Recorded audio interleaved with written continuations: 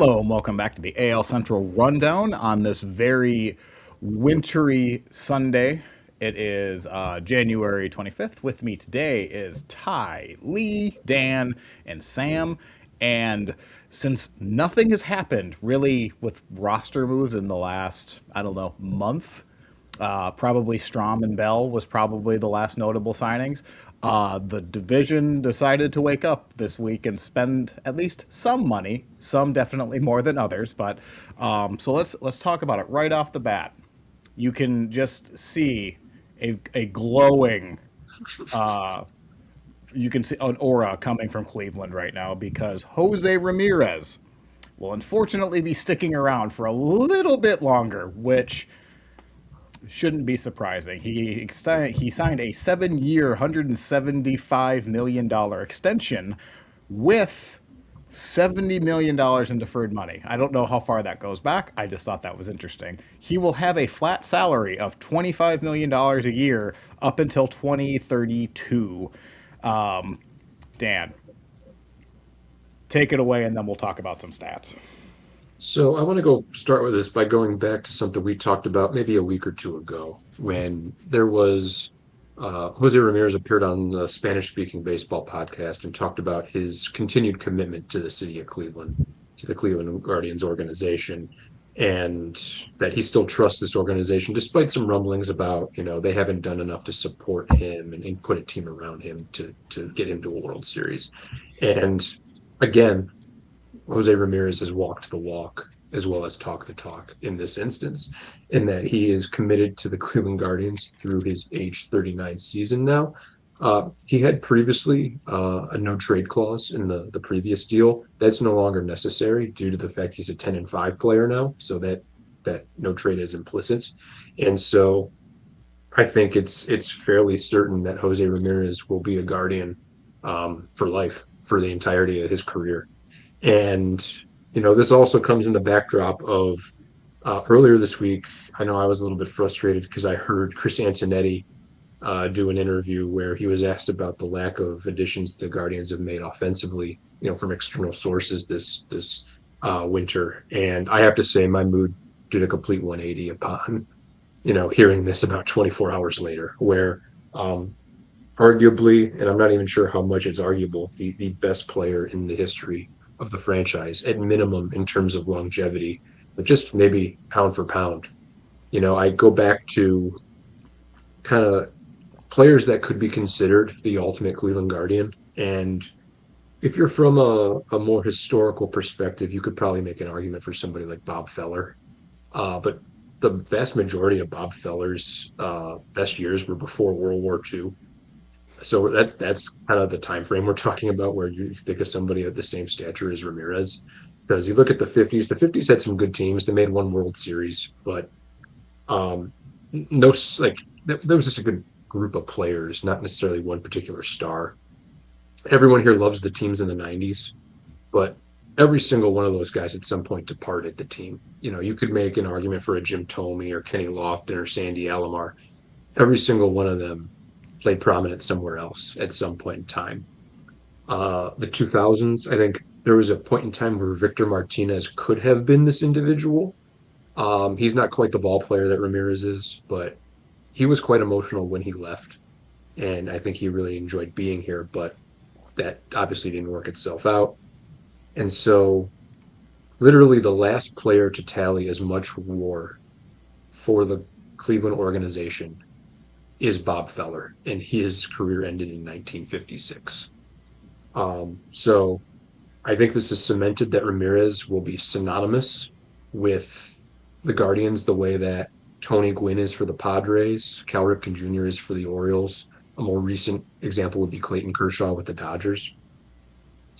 As far as the deal itself, as Eric mentioned, Ramirez is actually going to get a slight increase in average annual value from 23 million to 25, but 10 million of that each year is going to be deferred starting this year. That means that the Guardians are actually getting a little bit more payroll flexibility out of this in the immediate. Instead of paying him 23 million this year, they're going to pay him 15. So, that's a positive. I do wonder because this is a long-term financial commitment, if the Blitzer Group, who is the current minority owners, potentially majority owners sometime in the future, I wonder if they had to be involved in it, like if they had to approve this contract because they're going to be footing the bill for it for down the line. But it allows me to believe that that Blitzer Group may be more willing and capable of some more flexibility with the budget Mhm. if they were involved in this because they're willing to pay a guy who's not going to be on the roster $10 million a year. I would I don't know assume. that that's what that means, but it could mean that. I mean, I'm yes, they had to be involved with it, but that's just also a pretty good sell. You're gonna be paying this guy long like for a longer period, but you're lowering his cost in the immediate, and then whatever the deferred payments, like $1 today is worth less tomorrow. Also So, true. I mean, it's a pretty easy sell to me if they're open to extending him and they feel like they should. Obviously, they did.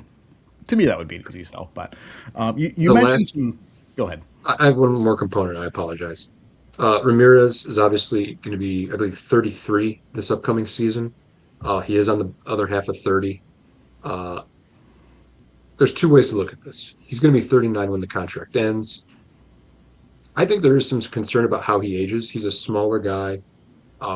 He plays third base right now. I don't think he's a great conversion to first base guy because he's a smaller of stature. He's not a big target over there. So I think he's probably going to just DH more and more as he gets deeper and Hmm. deeper into this contract. But I say all that with the backdrop of the fact that, as I said, he's on the other side of 30, but he has been in his career worth 100. He's been worth 5.7 WAR per 158 games. He was 158 because he's played exactly 158 the last 2 years. In the last 2 years, he's been worth 6.5 and 6.3 WAR. He has not slowed down, not an iota. Um, and he's played more than 150 games every year since the COVID year. So I can be concerned with his aging, but he sure hasn't started showing anything to this point in time. Right. All his slash line numbers were also above his career average in 2025. So Yeah, that's hopefully more of a down the line concern than an immediate. there's no reason to be oh, but he's really on the decline and he's not gonna be like. There's no reason to think that's happening this year, Right. right? Like And I, inevitably it will be, but like right now, it's not like his power is decreasing a lot. It's not like his defense is falling off a cliff. You know, he's still going to be a really good player for the next at least a few years. and the goal is that at 38 and 39, he'll still be, contributing in a decent way at minimum. And the point I'm trying to make is I don't, and no offense, Lee, but Miguel Cabrera is the obvious example that comes Yeah. to mind. Right. I don't see this playing out. That one, the contract's smaller, and two, I do think he has the capability to hang on a little bit better. Right. Yeah, I mean, Miggy's career was just riddled with injuries, and that's what really tore him down. But Jose Ramirez doesn't really have that history.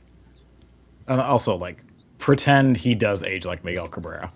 Who cares?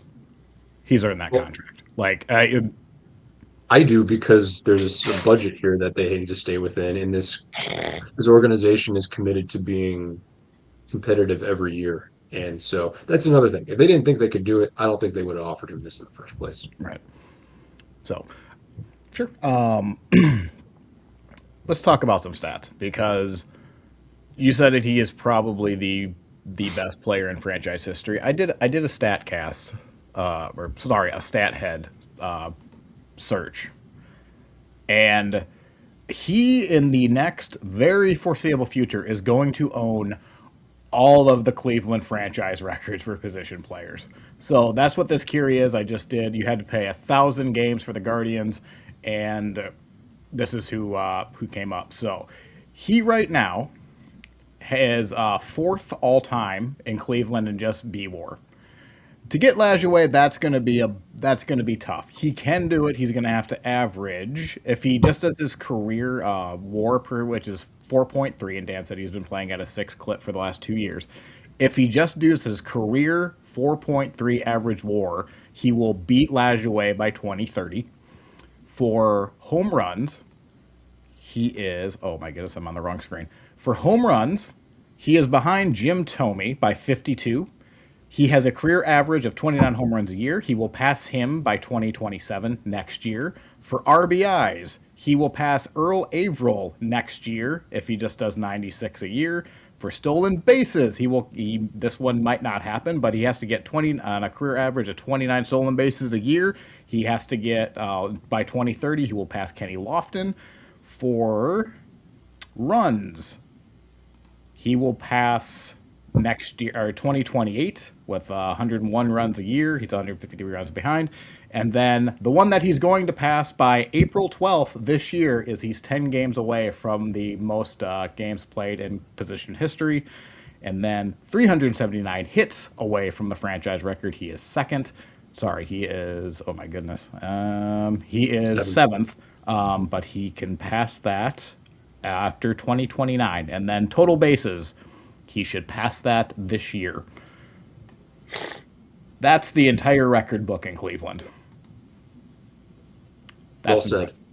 So that he's going to be the Cleveland Guardian. I was going to say, if you're ever in a bar in Cleveland and they have a trivia night and they ask anything about Cleveland baseball, the answer is Jose Ramirez. Totally. So. Who had the best fight in the history of Cleveland Guardians baseball? That's the Fausto Carmona. I was looking at the grounded to double plays, and I realized he hasn't even grounded into not many double plays. I was going to make a snarky comment about how he's grounded into a bunch of double. No, he hasn't compared to some of these other guys. Like, that's impressive on its own. Because, you get that just by playing a whole lot. I also just want, he is hit by pitch, which, I mean, he might get it. But, man, Travis Hafner just got plunked so many times. Him and his hanging over the plate. He's a big target. Hard to miss him. Anyways, so any other thoughts on Jose Ramirez? He's going to be a pain in the ass for the next 7 years. I think, Dan, you're right. I don't think he's going to age.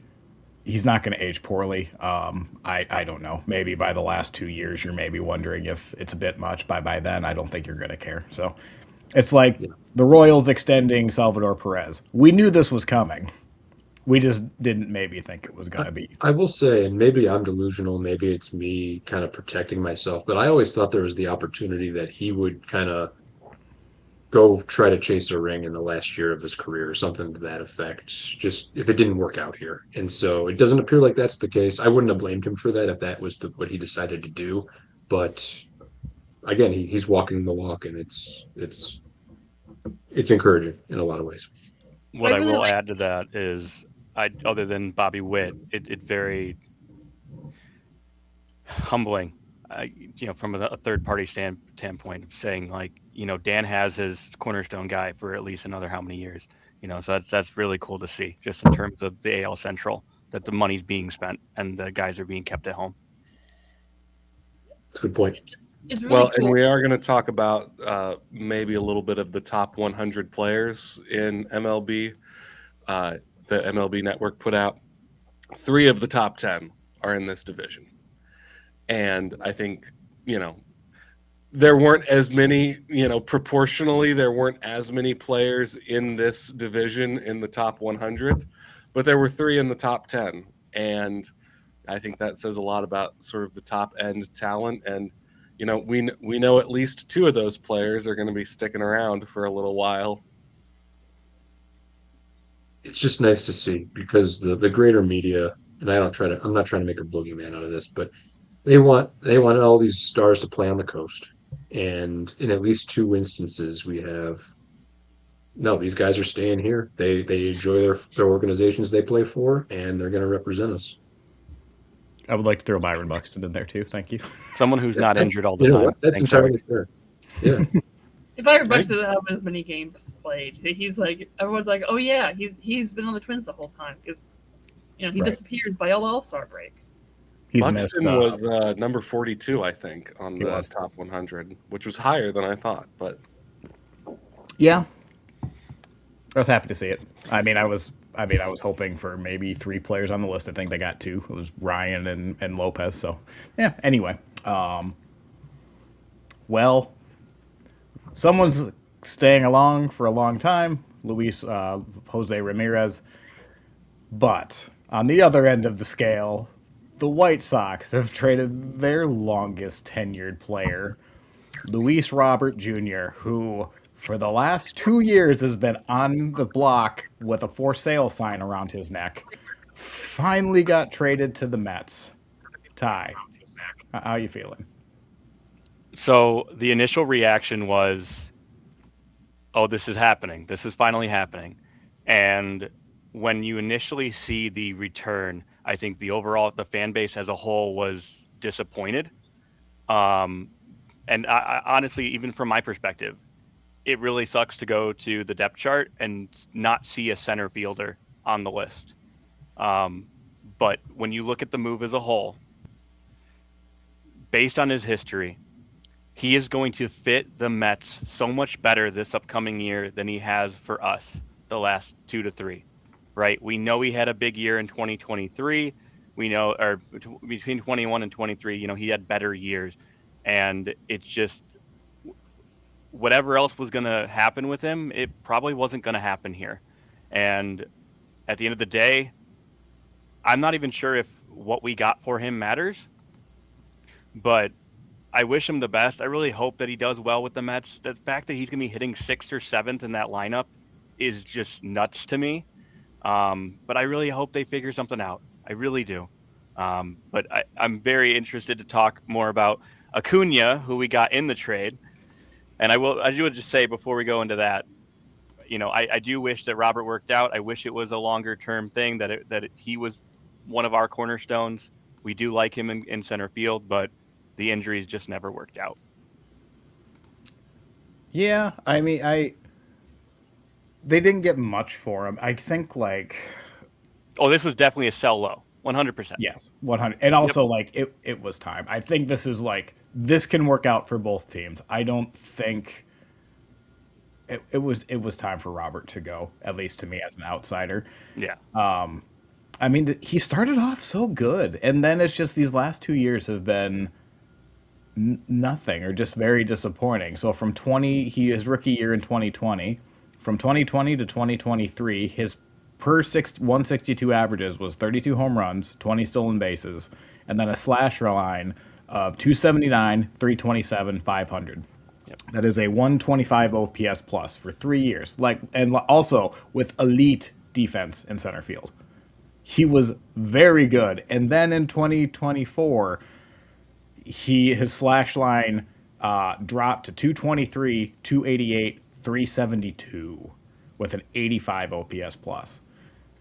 And then you're looking at, he was injured, but it was a lot of scattershot injuries. It wasn't like there was one big injury. It was just every part of his body was injured at some point. Right. And it was all random reasons. It's very odd, his injury history. He had a hip problem in 2024, which I suspect probably affected him more because he did miss 53 games last year. Mm-hmm. But when you look at his Savant page, pitchers have pitched him pretty much the same every year.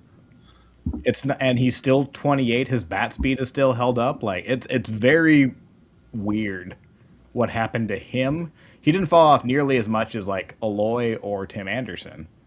But man, I've never seen a franchise core players just collapse at the same time.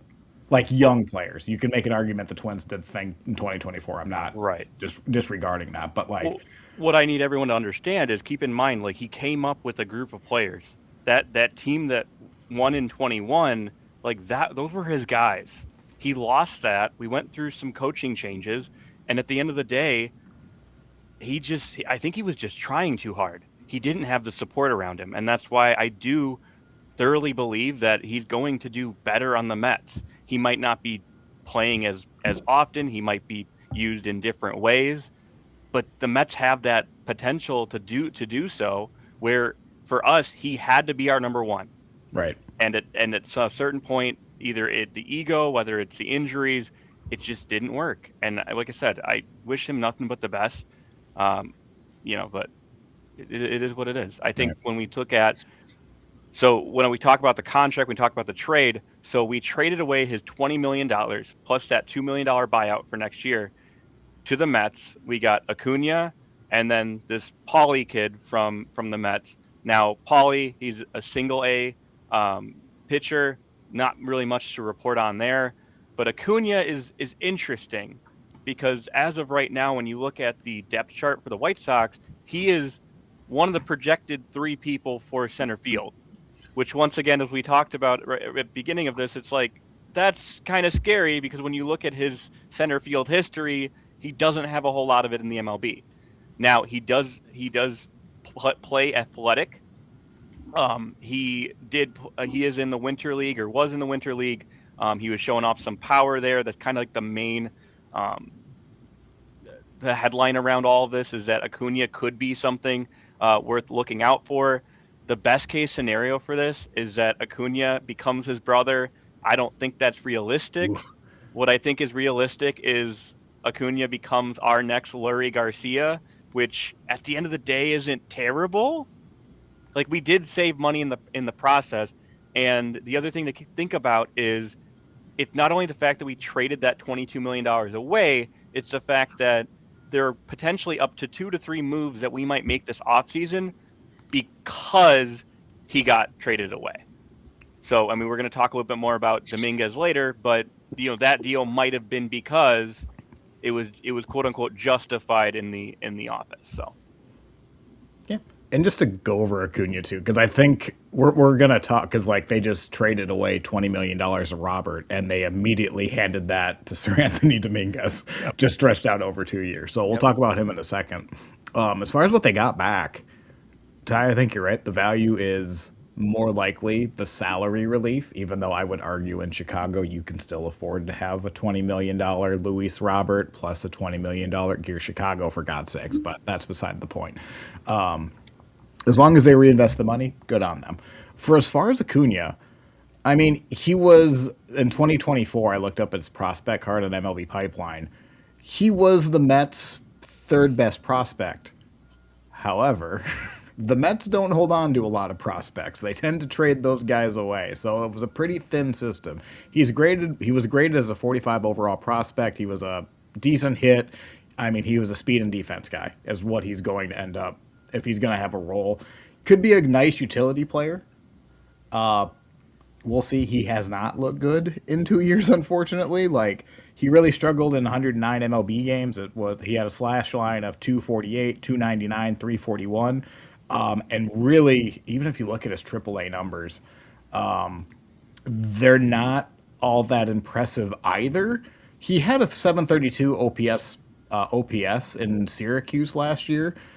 But AAA also, you should probably have, if you're a good hitter, you're probably going to be around the 800 OPS in AAA. So, like, he was fine. He was probably, I don't know the OPS plus for AAA Syracuse, but I'm going to guess he's probably on the 90 range OPS plus, but that's speculation, so maybe I'm not qualified to talk about that, but fine. I mean, this is fine. I think the value was getting rid of Robert. right. He wasn't going to be part of our future either way, unfortunately. So it just made sense to move on. And this is a low risk. Acuna is going to play. It doesn't seem like there's an injury history. So my only question with Acuna is he's a primary second base and shortstop, if I understand correctly. And we have a system full of second base and shortstops, not only the people at the major league level. So does this become part of a trade in the future if he doesn't work out at center field? It's very interesting to see why he was the one that we decided on, or if that was the only person to the Mets were like, yeah, we'll do this. Yeah, the Mets have a lot of infielders right now. They're kind of all infielders. Yeah. Which, I mean, even for us, like, our number 1 pick next year is realistically going to be a shortstop. So, once again, what is the goal? So, but you'll notice, one of the main points here is that when you look at our middle infield, when you look at our catching position, we have way too many. We have way too much depth, which is okay. But I mean, where's some wood there, Ty? Like, let's. As of right now, and so go. It's like, what is the long term? What is the goal? I mean, I'm interested. Obviously, give him a chance in center field, see what he does. Batting 8th or 9th, okay. but what is the long-term goal? I mean, honestly, if you just have him, if he's just a backup utility guy that can play a good center field, that can give guys days off, he's just that rotating guy, there's a lot of value in that. He doesn't need to be Luis Robert again. He needs to be able to. It would be nice, though. dominate. Just pointing that, just calling that out. I mean, it would be nice, his brother, the other Acuna is who you would probably really want, but. Well, how about this? What if he's more similar to his cousins, Michael Garcia and Alcides Escobar? I like the first name. Alcides Escobar wasn't a bad player. Oh, you know who I was thinking of? Adalberto Mondesi. Oh, I got him mixed up in my head. That's who I was thinking of. The last point I want to make on Acuna is I want to keep in mind, I'm very curious if this is part of a longer term play to get Ronald into Chicago. I'm just saying. Maybe. We have done it before with I believe it was Machado, someone where it's like we got one of their family members to try to lure the other one in. So just saying. Yeah, I wouldn't put any money on that. Being optimistic. I mean, That was Yonder Alonso, who you got from Cleveland. He's his brother-in-law or something, I think. But yeah, Yep. I know what you're talking about. I thought it was interesting that Acuna, he did play 31 games in center field in 2024 at AAA, but then he didn't again in 2025. He only played 6. And then he played So 2 does that games mean- at center field at the major league level, which is very So does that scary. mean it didn't go well? Or does that mean that they just didn't need him to? Like, I guess we're going to find out, but I would expect him to be the starting center fielder to start the year. And I think your comp of Lurie Garcia is really interesting, Ty. I remember that guy. That feels right just at a glance. That Right. play a bunch of different positions, play them well, and hopefully you get some hits out of them. So I'm just looking up. So right now he's a right-handed. Oh, him and Derek Hill both that right-handed. So I was like, maybe they're a platoon. They're not. They're okay. Can I ask one thing about Robert real quick? Please. Ty, would you say it's fair to say that I think it's getting better, but a portion of the struggles that core group of young players had was that the clubhouse was toxic. Is that fair to say? I disagree. You disagree? I Okay. think that they wanted to. I think that when they stopped performing, when Abreu went away, when Moncada and Jimenez couldn't stay on the field or couldn't produce, I think that's where things started going downhill. Having the manager we did at the time didn't help, which I can't remember the guy's name, but Sleepy McSleeperson, if you will. Tony La Russa. But I mean, and then you look at Pedro. Pedro wasn't the right guy for us, the year before last, and it really does seem like the culture piece is really starting to fix itself. So I just think that's just missed expectations. All right. I do kind of appreciate wonder. I appreciate you pushing back on a narrative that could be a lazy narrative. So thank you for that. I do just want to say that the Mets aren't exactly singing Kumbaya over there either. And so I'm kind of curious if it works out in New York for Luis Robert, because I don't think it's a foregone adding conclusion another at pipe all. bomb to a room full of dynamite. That's what I'm getting at. And it sounds like Ty would maybe push back upon that, at least from Robert's perspective. And maybe that's valid. But he is streaky. Keep that in mind. So if the Mets go on a 20-game win streak, I think he'll be a big part of that. Hitting, if he hits 10 home runs in that span in the number, it's 6th or 7th lineup spot, that would not surprise me. Right. But it also wouldn't surprise me. We have Chuck Garfine, one of our announcers or broadcasters here in Chicago. He's like, so the Mets come along to Chicago in August. What's the chances that Robert's on the IL? And Nice. you just gotta giggle to yourself because it's sad, but it's true. Mm-hmm. So Yeah, we'll see. I do kind of just. We won't beat the Tony La Russa thing to death, but I do kind of because it seemed like the clubhouse unified against there was a mutiny that was going on in the clubhouse, and that's great for team unity. But I kind of wonder how much damage that did to Aloy and Anderson. And now they're just not trusting coaching. If that was really the poison pill, who knows? yeah, It certainly didn't do any favors for Yasser Mercedes, if anybody remembers him. Best April ever. Yeah, interesting. Also a great baseball reference name for Giants and Sox. Yes. Just FYI. Immaculate grid. All right, so they subtracted. They gave away $20 million to Luis Robert to only a couple days later give that exact dollar amount to probably the last decent reliever on the market. They gave $20 million over 2 years to Sir Anthony Dominguez, who has been pretty decent over the last couple years. He added a sweeper in 2024 that has been very good, and that's been kind of his resurgence. I'm just going to click through his how his performance is. Good fastball, can be streaky, can get bit by a home run once in a while, but what reliever doesn't? Ty, how do you think of Sir Anthony? So overall, I'm happy we got our 7th or 8th inning guy. There has been some talk about closer. If you look at, I have a page up here. I don't have to share, but when you look at his splits by inning, his 9th inning ERA is 5. His 8th and 7th are between 2 and 2.1. Now, take that as you will. The only other thing that really strikes me the wrong way here is his ERA versus his runs allowed per 9, which factors in unearned runs. It adds a 1 to 2 onto his ERA. I don't like that, given how young our pitching staff is. Now, as you mentioned, with adding the pitch to see what he can do or what we can do to help him continue his career, Dominguez has been very, very stagnant at between 0 and 0.5 WAR for the last 3 to 4 years. Before that, there was injury. When he first came up in 2018, he had, I believe, 2.1 WAR. I think this was a really good move for the Sox, just to say, okay, we have a 7th or 8th inning guy that we can trust, and let's see how many more games we can stick in at this time. I think they did say they gave him the closer spot. I think that was the selling point to give him. Well, the second year was probably the real answer on why they got him, but I think the closing job is what they offered him. And I just want to clarify on that. He has 40 career saves over 6-7 seasons. I'm very interested to see how he responds. They're going to change up his pitch mix. How is this going to work? And if it doesn't work, we can always fall back to being that setup guy.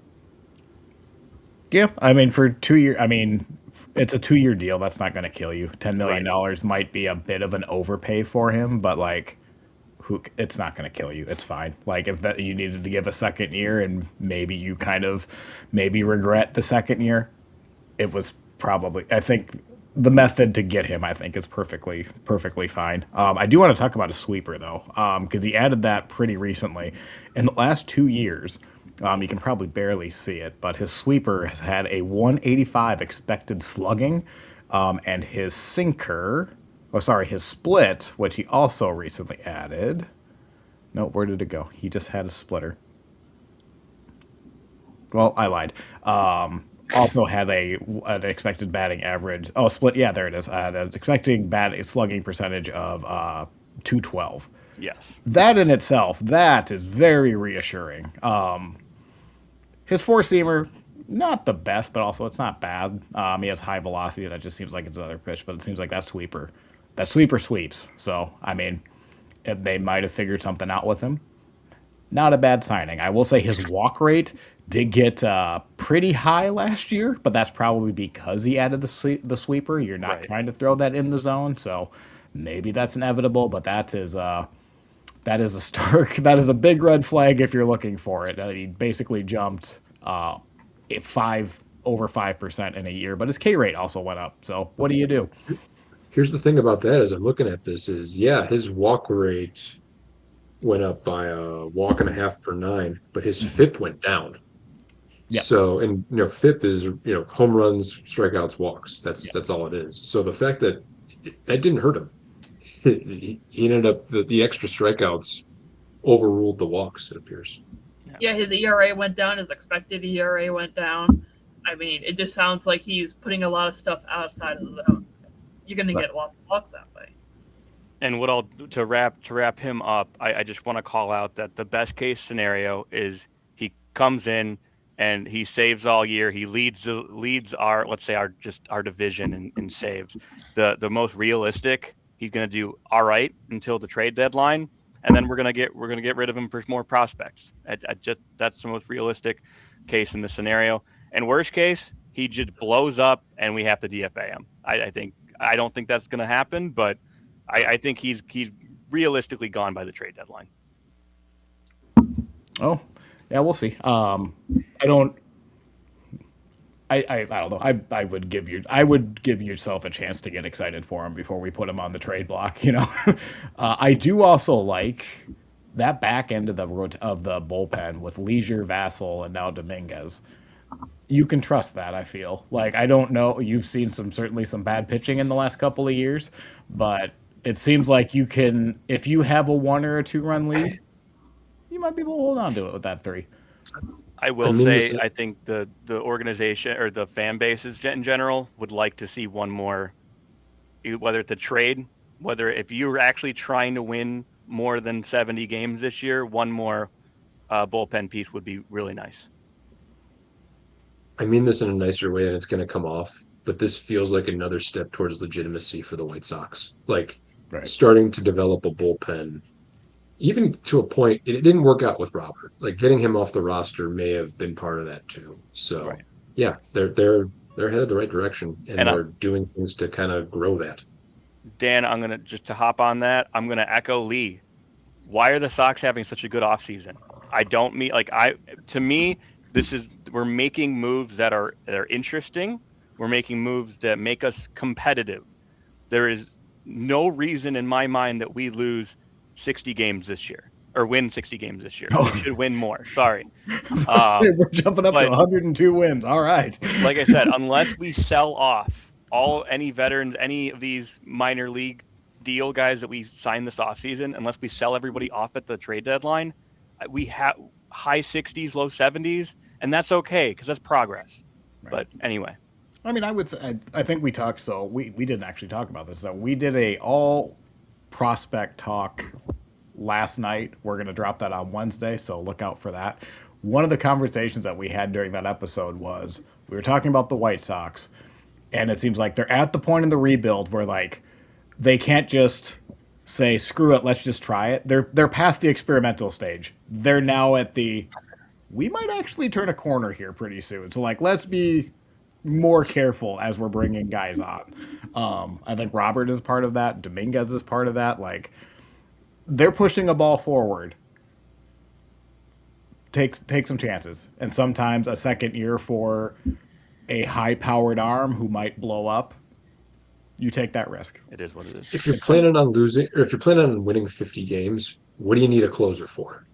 Right. You need a closer because you're planning on winning more than 50 games. Yeah. All right. I think we can move on here. So the Guardians got their guy. The White Sox got rid of not a career Miles or a career franchise player, and they signed a good closer. And the Twins brought back a former All-Star reliever. That is a true sentence. Technically. It's been, no, it's not technically. It actually happened. It might have been 4 years ago, but they brought back old friend Taylor Rogers on a 1-year, $2 million deal. But hey, it's bullpen help. The problem is he might be the best reliever in the Twins bullpen. Depending on how you feel about Cole Sands and Justin Topa and Cody Thunderberg. But let's actually look at Taylor. He has been bouncing around the league a couple years. He signed if anyone remembers this, a 3-year, $36 million deal with the Giants 3 off seasons ago. Coming off of that season, that contract, he signed for $2 million with the Twins. So that should give you an example of what they're getting. But with that said, 25 years old, or 35 years old. He's been fine. He's not going to be former All-Star, 96, 97 mile an hour Taylor Rogers shutting down at the end of the game. But he can be marginal. He can come in. You can at least trust a veteran to come in and at least that has pitched a ninth inning before and at least might feel somewhat comfortable. We'll see. But he really hasn't he hasn't been terrible, but he also hasn't been good also the last 2 years. So we'll see what that happens, but at least it's bullpen help, and it does at least, in theory, address a need for the Twins. The real question is, when are you going to sign his twin brother so you can have twins? Oh, his brother just got like $30 million. Like, he just got a big contract. Tyler, the submariner. But yeah, they were in the same bullpen. That's when he signed with San Francisco. It's already happened, but yeah. I do not believe the Minnesota Twins have ever had twins on their roster. However, Joe Mauer has twins, and I think was it Rocco Baldelli also had twins? I can't remember, but there was another set of twins for the Twins. All right, and the other move, which honestly caught me by surprise, we kind of assumed in Minnesota that they weren't going to sign another bat. They kind of did, though. They signed a 2-year, $12 million deal with Victor Carantini. He's played with the Astros the last couple of years. Decent backup. The best way I can describe him is they signed a switch-hitting Ryan Jeffers. Decent hitter for a catcher. Not great defensively. He can be up and ground depending on how you feel. Like the year, he can have a good frame, or he can frame decently. But he's just been pretty solid over the last couple of years. Good backup catcher. Seems kind of odd that they traded for Alex Jackson, but I'm also not going to complain that they upgraded a need. I just wish they would spend more time on the bullpen. We'll see what happens with them. 105 OPS plus the last 2 years. That is also identical to what Ryan Jeffers has done. So, decent little platoon that they have going on.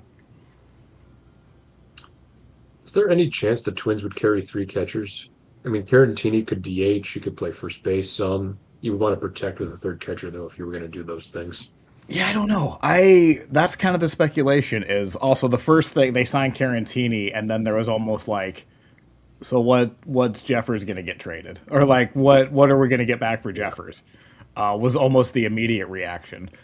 I do think they're going to keep Carantini and Jeffers. I think Jeffers has even said that in the last couple of days, as they told him that they were going after Carantini. They also said they still want him to start 100 games. That's all obviously going to be dependent on performance, but it sounds like he will be a backup, and he will also be in the first base mix. Or DH first base mix, which is fine. He's a decent switch hitting header, that can play first. Maybe not the most efficient or best way to use first base if you're going to give Josh Bell a day off and replace him with a 105 OPS guy, but at least it's a positive bat. Solid depth move. Jeffers is in the last year of arbitration this year too, it appears. Yes, so. And that really explains the second year of the deal, and that's also why they kind of thought he would be traded as soon as they signed Carantini, because it seemed like a little bit of an odd move, but I like it. I don't know. I'm in a weird spot with the Twins roster construction in general, because there's like weird pieces that like it's fine, but there's a lot of left-handed bats. Trevor Larnach probably shouldn't be on the roster. They traded for another utility infielder. It's just weird and clunky. I won't get into their depth chart right now because we'll talk about that as we get closer to spring training. But it does feel like another pitcher is going to be added, whether it's a trade. I'm going to assume they're going to trade Larnach for a reliever, get rid of $4 million, and you may as well just take on someone else's $4 million reliever. But that remains to be seen. But we'll see. It feels like something else is happening. Yeah. And that's it for the news for the Twins. That's really all of the acquisitions. I think before we start talking about the top 25 Central players right now, there's a few little news and notes. The Royals apparently think the fences are too far in Kaufman. So, Sam, why did they move in the fences? To try to attract some more home run hitters to the team. Hey, come here. We're moving in the fences for you. Yeah. I mean, I think that's might be one angle. I just think Kauffman Stadium has been known for a long time as a stadium where not a lot of balls get hit out of beyond the confines of the fences. Now, one of those reasons why that might happen is because of the quality of the team that has been constructed to Correct. play in that stadium. But it is a larger ballpark, so they're going to bring in the fences starting at the corners about 10 feet, and then it's going to go all the way down into right and left center field, and then sort of taper off into the center field wall. So center field walls staying the same, but the corners and left and right center are moving in about 10 feet. They're also doing this so they can build some more seats out there. And they can do some more, I'm sure luxury experiences, all you can eat, all you can drink type tickets out there by the right field bars. If So that's the case, hell yeah. Like, then they should have done this 10 years ago if they're going to add all you can eat. yeah. So anyway, but those. It's a move that I'm not surprised by. It's something that I've kind of been saying should happen for a while now. But, both teams have to play the game in the stadium that That's you true. have. So maybe the Royals will be hitting more home runs, but they get paid Oh, the too. other team, though. Yeah. So.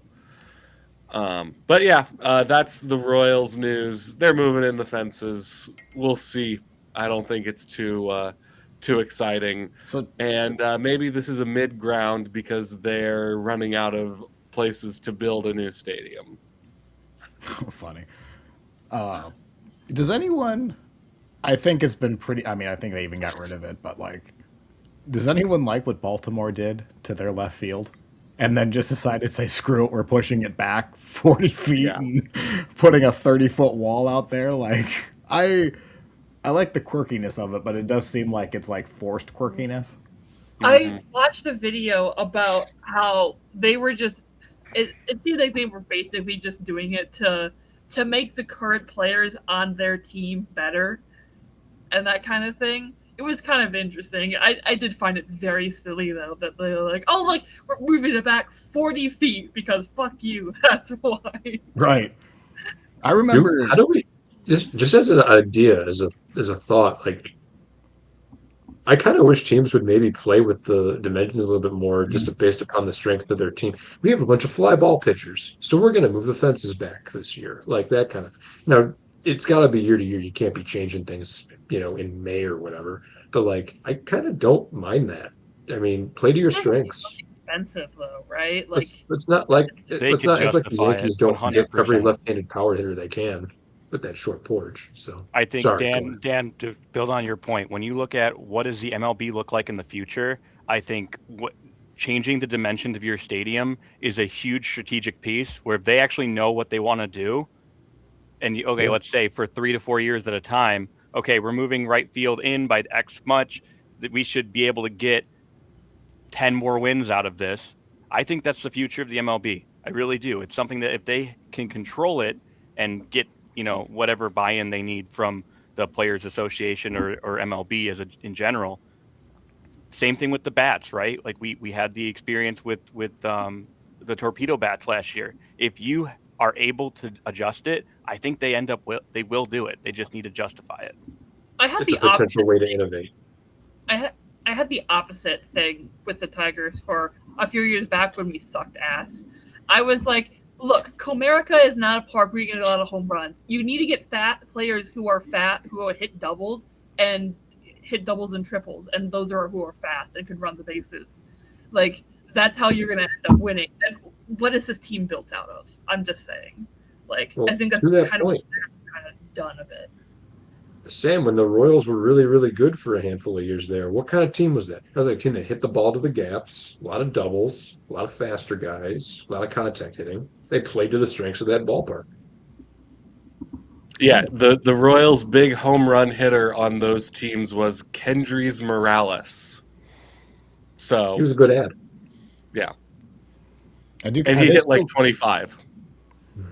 just as we're talking about dimensions, Kaufman is still going to be like because I think it's like just a very it's like the traditional, like you look in the rule book, it's just that, like there's no quirkiness at all. Are they going to like leave a little divot just so they can say that they're a little bit No, different? Or? no, it's gonna be continually. It's gonna be just straight up what you would expect. Okay. Does anyone remember? I read about how, like, back in the olden days, like early 1900s, there was a team with a field. This was like field, but they had like the roped outfield where the people stand up and move it based on if their They team sold was. tickets to fans in the outfield, and this is back when they couldn't. It was the dead ball era, and they would sell tickets, and they would let fans stand behind the rope on the warning track. And then what they would do, you talk about like changing dimensions. If the home team was up front, they would like all take like a step forward, and then when the home they would all like if a ball was coming at them, the opposition hit it, they would all like pin back against the wall. So like dead ball era stories are so fun. But yes, that was I the thing. think I remember hearing something that there was a team. This was, I think, maybe like in the 40s or the 30s or something like that, who had like a fence in the outfield wall that they could like bring up and down. And when the home team was batting, the fence would go down, but the road team, they would bring the fence up. That's fun. And I don't know how long that lasted, but I'll try to figure this out. But I've heard that before, and MLB stepped in and was like, "No, you can't do that." All right. Well, I think that's good for fence talk. Lee, is there anything going on with the Tigers? They've been pretty dormant. Tarek Skubal got his Cy Young officially. Okay. That's about it. And the news will be the arbitration case when that comes back, when he's going to win. Because I mean, we want to talk about how they've apparently been linked to 4 or 5 mid-tier starting pitchers. I mean, that's like nothing. But I would. Let's just wait for them to actually sign a contract. I believe they will sign one of those pitchers, or they have a shot at signing one. But like, let's wait for them to sign. It's a non-story, yeah. Right. Okay. The only other note that I can kind of think of before we get to our top 25, the Hall of Fame came in, and despite Dan's wishing against, Andrew Jones finally made the Hall of Fame. And then old friend Carlos Beltran made the Hall of Fame. Do I have any thoughts on that? Like Sam just came back on. Sam, Beltran's in the Hall of Fame. How you feeling? Good. Feel All right. fine about that. Another Royal in the Hall of Fame feels pretty good. I think he deserved it. I don't think anyone, if it hadn't been for a little incident later in his career, I think we would have seen this maybe a year or two ago. So I feel good about it. We'll see. He is undecided on what cap he will be wearing in his plaque. That was reported the other day, that he is undecided. I'm gonna guess it's still gonna be the team that gave him $100+ million, but well, sometimes guys are, you want to go back to your roots. You want to go back to where you came from. Hero's journey and all that. Does anyone remember like the early 2000s? Like Roger Clemens had a deal with the Yankees that they could have that his Hall of Fame hat would be a Yankee hat. They would actually put that in the contract, and then I think the Hall of Fame like kind of like wait no like we're not selling off the baseball hat on the plaque. But yeah, I think that was marketing. I mean, it's not. I mean, then everyone would just be. I can't imagine like let's just say like the Chicago when they signed Manny Ramirez. I'll give you an extra $5 million for a Chicago hat on the plaque. Okay, knowing that now about Roger Clemens, it's even more important that he does not get into the Hall of Fame. Because it's really funny. Oh, I think they shot it down. I think he could still pick a Yankee hat, but I think they actually made them take it out of the contract. I don't think they let that go through. But also maybe verify that with me. That was a story I heard a long time ago, and it was probably I'm still in my, Yankee hater days because those days are eternal, but who knows? All right, that's the news. Now the fun part. I'm closing the tablet because MLB.com or MLB released their top 100 players right now, and we felt inspired. One could say, ripped off their idea that we wanted to do 25 of the best players in the Central right now. We have all submitted a ballot. We have not seen it except for Ty, and I am uncomfortably excited about this. We don't know how many we're going to do today. I think we're going to do 25 to 11 and then do the top 10. It's going to see how chatty we get. Yeah, I'm kind of excited about it. So we'll see how far we get here. So Ty, it's all yours. All righty. So just making sure everyone can see my screen here. It's the first time I'm driving. So we're going into the top 25 AL Central players right now. As we start, I'd like to give a little bit of insight. Now, I don't expect everyone to give a very thorough answer, but I just want to talk about our approaches with this. And because you're going to see very, very different answers across the board. And what I can say is with myself, I had to take a new approach on WAR and make my own T-WAR, if you will. And I basically reassigned values to the MLB players, whether position players or pitching. It was relatively difficult, and I'm curious what the team thinks on this. For me, it was relatively difficult to figure out exactly how to compare a pitcher and a position player. Personally, you're going to see on my list that pitchers were higher because I think their value should be more. But across the board, like for me, that was my approach, is kind of reassigning and reevaluating based on player age, based on where they are in their career. When we talk about right now, like how good are they going to be this year? Anyone else like to share your approach? Yeah, I kind of looked at this kind of from a 50-50 of how good they were last year and how good I think they will be next year for this season, or whatever we want to call it, right? And the way I figured how good they would be next season is based partially on how good they were last year and how good they have been in their history. So, like, if I have a player who only played last year and had a good season versus a player who has played 3 seasons but had 3 good seasons, I ended up putting the second player above the first player. But like that was kind of more of a tiebreaker thing for me. But yeah, the way I looked at it was how good I think they will be this season versus how good they've been historically. Okay. Anyone else? I know that I looked at WAR.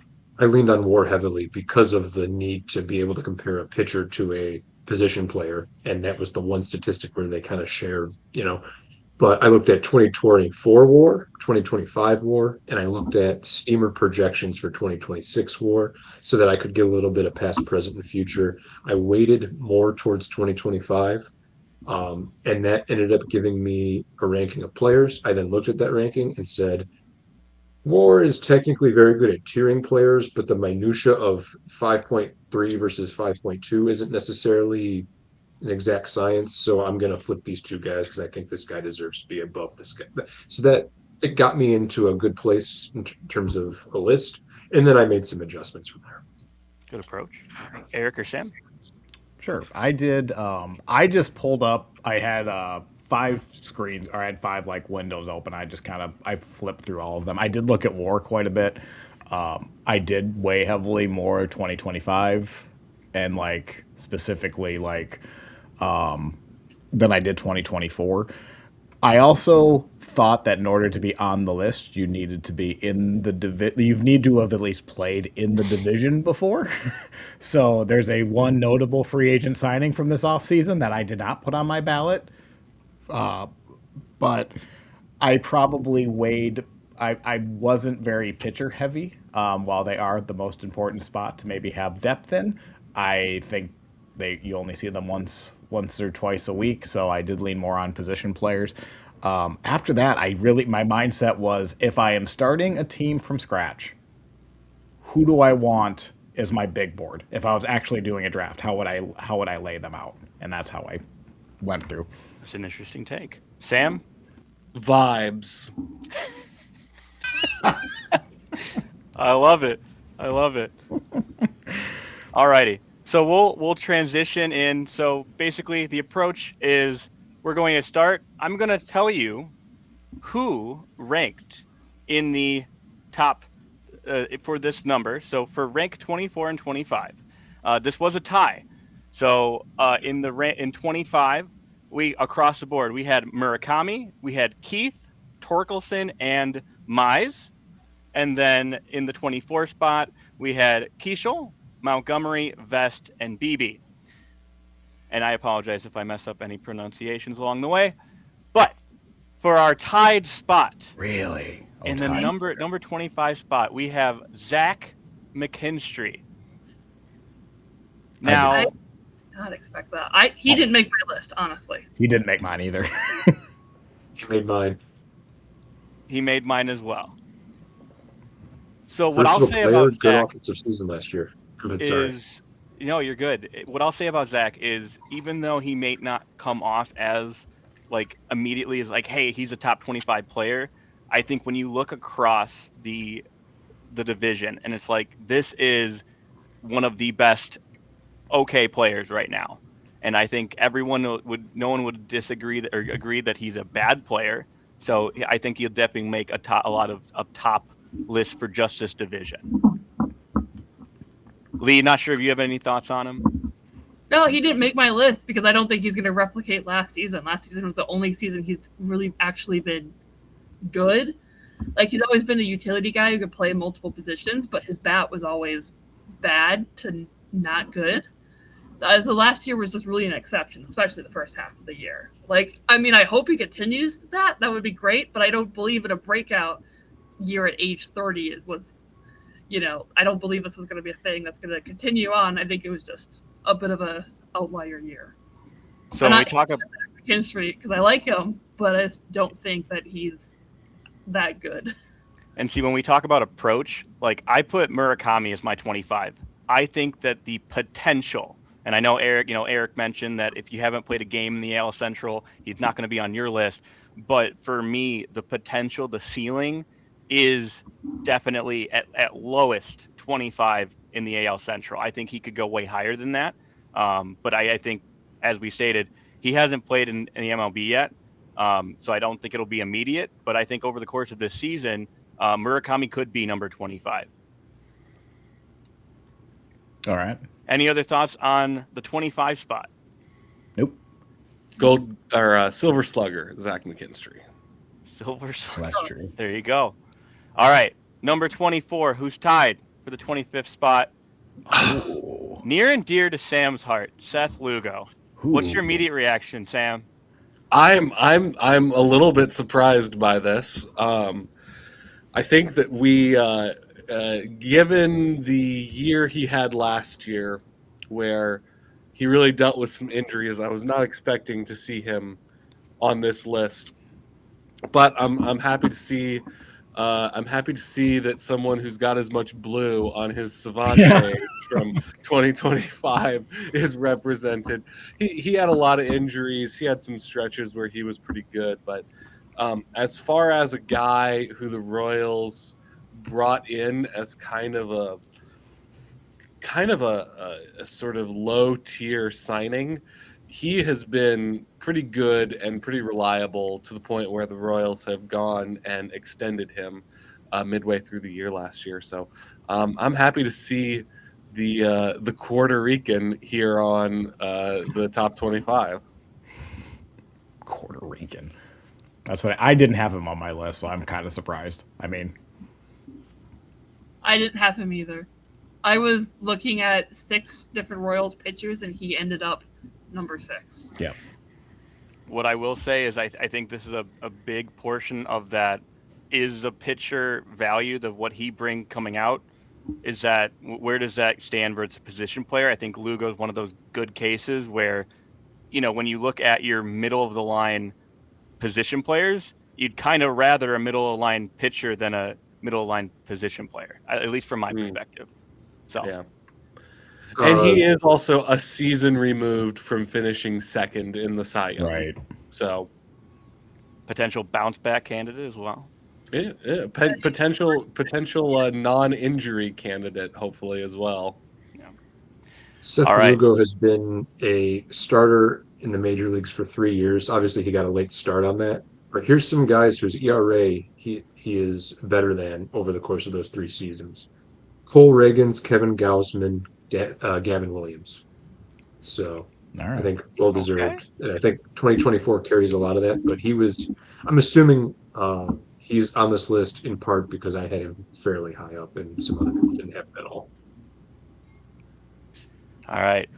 Now, moving on to our rank 23. This spot contained players such as Kyle Teal, Bailey Ober, Tanner Beebe, and Murakami. We ended up with Shane my Smith. boy, Shane. None of the above. No. It's like, Not what a even bait and close. switch. Not even close. My immediate reaction to seeing Shane on this list is, yes, we're basing a lot on last year. He was a Rule 5 draft pick. We picked him up. I think that he did everything he could have done last year. I'm expecting him to get better this year. I mean, keeping in mind he is 25 years old, going into age 26 season.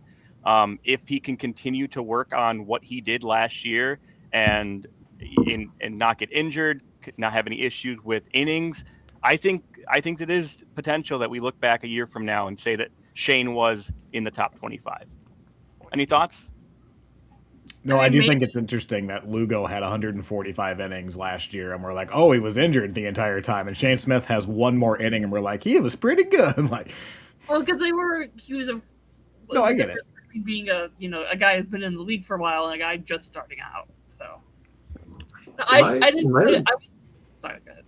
Am I remembering correctly that Smith missed some time in the middle of the season, Ty? Didn't he kind of get dead arm there for a little bit? Right at the end of the summer there, yes, before September.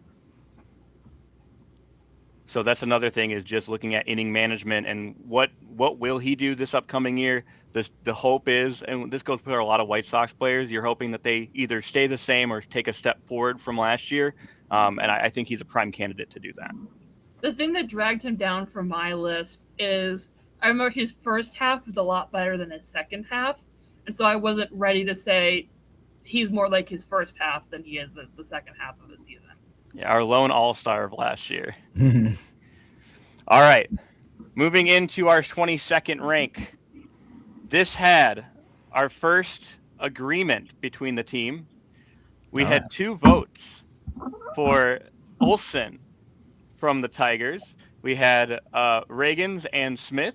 What this averaged out to be was Tanner Beebe, if you will. I will say for myself, he is one of those reliable pitchers that I'd like to have on my roster. I think based on his age 26 season, that gave him higher ranks than some others, since he should be closer to his ceiling than some other people on this list. But I think he definitely deserves to be in that top 22 to 25 spot. I would just add that he had as you can see on the page here, 2024 was significantly better than 2025 was. He pitched like an ace in 2024. So I do think that that's more the truth of who he was. I think he had a lot of tough luck last year, honestly. A lot of kind of bleeds and bloopers that kind of landed. Also, some ball strike stuff that kind of went against him. And I think it got in his head at a point in time. I'm hoping that he kind of gets a fresh start this year, and him along with Gavin Williams combined could be very prominent, as a 1-2 punch. You can thank me for this, by the way, Dan, because I had Bybee pretty high. So did I. you? I had him higher than 22. So us combined, it appears got him there. I had him at 24 because I I was did not have him. concerned about him declining from his 2024 peak, and so I was like, yeah, because I weighed 2025 as being higher than. I guess, Fairly Dan, young. the one question would be, do you think it's more realistic that he ends up replicating those 24 numbers, the 25, or somewhere in between? Well, I think, the cop-out answer is somewhere in between, and I think that's really the true answer. I will say the steamer projection for him was 2.3 WAR, which is a better season than he had last year when he was at 1.9. So it's not that far off, but that's a productive starter. I think he could be, a strong 2 or 3, which is what they need him to be. Just looking at his strikeout numbers and doing some mental math, it looks like his strikeout rates went down in 2025, and that's something that could just be like a abnormal thing, and that could go up again this year. Yeah, potentially. It's right. As you can see on the screen, there his chase rate wasn't very high. Struggled to put guys away to a point, I think, and that can be fixed. And his 2023 was pretty good too. So Indeed. I think So a guy I'm who wondering had if that 25 is one off, maybe. 2 pretty good years and then a step back, I think he can definitely turn things around. All right. So moving into our ranked 21 spot. In our ranked 21 spot, we had votes for players like Kyle Isbell, Casey Mize, Zach McKinstry, as we already visited, and Pablo Lopez. Now, one other piece of context that I want everyone to keep in mind is that the rank that we gave is based on a average of all the ranks a player was given. If a player only showed up on a list once, they took that spot. Which is where I'd like to introduce you to Mike Vassell. Wow. And I'm very interested to hear the perspective of my peers. Personally, I think Vassell is more than likely to do very similar to what he did last year. At least that's the hope, especially with us gaining Dominguez, as we talked about earlier in this podcast. You look at all of his values, and as long as he can continue to do what he did last year, he should be in that 2.5 to 3.5 ERA range, and he's going to be a great part of our bullpen. He was originally going to make my list, but then as I was assembling it, I just couldn't really justify putting him ahead of a lot of the other pitchers because he was really good last year. But at the end of the day, he's still a reliever when we only got 1 year to base his performance off of, so he just ended up sliding down for me. I'm trying to remember because I had 2 relievers, and I can't remember if I had Vassell or not. It surprised me that he made the list, to be honest. So I kind of think I don't remember if he's on my list. I kind of think he wasn't, but he had a good year. I mean, I didn't realize. I thought he was older than 25. So another one of my Rule 5 picks, I believe. Yeah, I don't hate it. I mean, he was certainly one of the best. I think he had like a 3-WAR season last year. So he definitely deserved based off that 1 year. But yeah, I'm a little surprised to see him on the list. I'm sure we'll see a couple other names that surprise a couple of us. Any other thoughts on Vassell? It's very hard to throw 101 innings out of the bullpen and do it very effectively. So I didn't vote for Vassell, but I'm not upset he's on the list. I give him a lot of credit for being able to do that. Here's your sign, Mike Vassell. Moving into rank number 20, we have players like Simeon Woods Richardson, Jeffers, Murakami, Estevez, and Olsen that were projected at this, and much to my surprise, Lee's old friend, Gleyber Torres.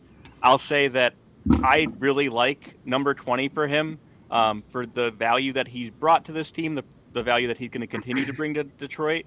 I think that number 20 fits him very well. Yeah. He ended up being 19 on my list. I think this is also a very good fit.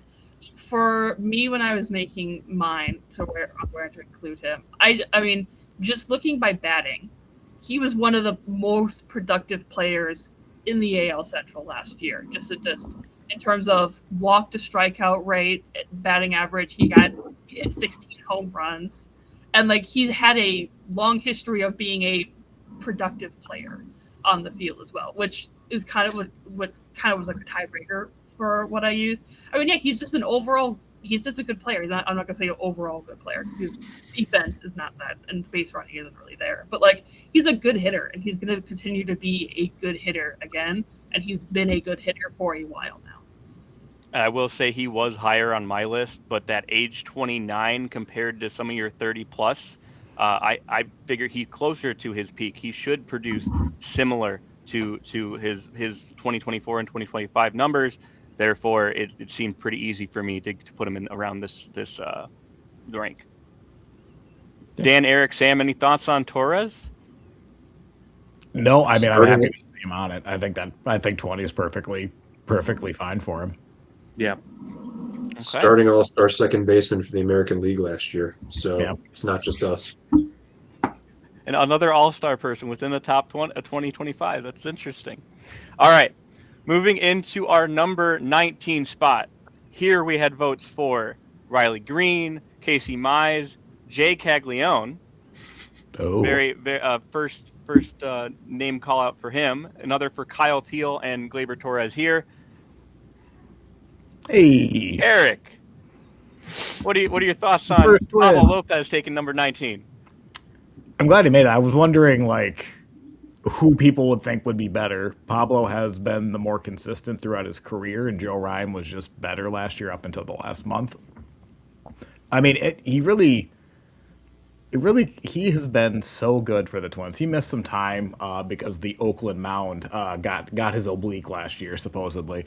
But if there's one guy that, if I need to win tomorrow, that I feel can just shut down a lineup, it's Lopez. He's very consistent, very solid, to where like Joe Ryan can just combust. Pablo Lopez is going to give you 6 innings, 2 or 3 runs, 8 strikeouts. Solid, good player. I just wish they had a little bit more around him. But he's been, since he got traded for Luis Ariz, and that was not a popular trade at the time, they absolutely made the right call with him. So I will say that I had him lower on my list, and that was only because when you look at that last 3 seasons where we had that 3.6 up to that 4 down to 2.7. I don't believe that he's going to produce the exact same of what he did last year, but he is still only age 29 season. Mm-hmm. It doesn't seem like the Twins' state of fluctuation really mattered to him. But I don't know if is he going to be able to reproduce last season? I mean, yes. I mean, he got injured. What I'd say, his 2024 numbers, he had a terrible April, but from May to the rest of the season, he had a sub-2 or a sub-3 ERA. Like I think at his peak or at his highest, he had like a 5.75 ERA to start May, and he just chipped down. And then he had a couple of clunkers at the end of that season because the Twins, if you hadn't heard, did not have a stellar end to 2024. So he was much better than that 4.08 ERA. Any other thoughts on Lopez? He was actually higher on my list just because the consistency he's had over the past few years is just. I mean, he's going to be a good pitcher. Just good, like whether it's going to be a 2.7 ERA or a 4, he's still going to be a good pitcher, and he's going to give you. But before we move on, sorry, did I hear you say that someone put Riley Green at 19th? Because that feels a little silly to me. But Riley Green at 19. Yes, we had one. All right, I'm ready to fight you. Well, I have one useless Pablo Lopez fact. He, both of his parents are doctors, and he actually chose between professional baseball and medical school back in Puerto Rico. They're both medical doctors? They're both medical doctors, yes. I think he picked the right career. I think he did, yes. He got a few more, but I think he also said like when he retires, he's still interested in going back to medical school, which is that's awesome. Like. And I will say, when you look at the rest of the names that start to come up here, I feel like for at least a couple of them, especially Lopez, like if he hadn't gotten injured last year, if a couple more things went his way versus didn't, I feel like that gains him 5 to 6 spots. It's just as like looking at the last 3 years, looking at where he's at in his, age-wise, 29 going into his age 30 season. It's like, what are you going to be able to continue to produce? So I was impressed with I was impressed with how effective he was in an injury-riddled season in the first place. So I actually had him noticeably higher than this as well. Again, Lee mentioned his consistency. I totally agree with that. All right, moving into our rank 18, we have votes for Torkelson, Lugo, Smith, and that's not Shane Smith, the C. Smith. Sorry, I don't know the first name. Luke Kiesel and Colson Montgomery. At our number 18 spot is our first that coincides with an MLB Network pick. MLB Network had Montgomery as their number 88 out of 100. I will say for the White Sox, I'm really hoping he comes out and does very similar to what he did in the second half last year. I think that he's grown a lot just in that first few months of being up. And I don't know if 18 is justified, but I do think he deserves to be in this top 25. Yeah, I mean, he played half a year and he put up an 840 OPS in half a year. I mean, it doesn't, double his stats. It was a 42 home run year. That's a monster at shortstop. The other thing I'd like to add is like when you just filter by WAR, I think that I don't know if it was someone on this podcast or someone I was talking to in real life where it was just, how is this kid for how little of time he played? How is he up there? And the amount of WAR he was able to produce in such a short amount of time. I mean, like you said, Eric, with the OPS, I mean, it just, you can't really argue it because he was valuable, even with his average being right below 240. I know he had a little bit of streakiness towards the end of the season, but I just expect him to try to replicate that next season. I can't wait to hate him for the next how many years. Well, on a little personal note, I was texting my aunt was in the hospital for a little bit, and right when Colson Montgomery was breaking out, as I was texting her updates on the White Sox. And I was like, oh, like he's been doing really good. He he had whatever home runs against the Yankees and all that kind of stuff. And then shortly afterwards, we had a series against the White Sox. And the White Sox won that series 2-1. I'm like, all right, I'm no longer excited about this. This is, I'm done. Part of a big push of our younger roster. I'm very excited to see not only the adversity that he faced last year as well he went, didn't do well out of spring training, went to our facility in Arizona to try to fix whatever was going on with his swing, and just seeing him bounce back, coming up to the majors and doing what he did. And ultimately, I think he made some headlines across the U.S. in terms of baseball. Just who is this kid? What is he doing? So it'll be really interesting to see if he can do the same next year. I just wanted to acknowledge Montgomery's glove real quick. I mean, look at the screen. Remember, fielding run value and outs above average are both cumulative. Mm-hmm. So he did that in half a season, where he was 85th percentile in fielding runs and 92nd percentile in OAA. His glove alone makes him a starting caliber shortstop. That's without accounting for the fact that he was on pace to hit 40 home runs in a full season. So, even if he wow. doesn't hit 40 home runs, if he hits 20 home runs with a 239 average, but his glove is like that, yeah, he's a valuable player.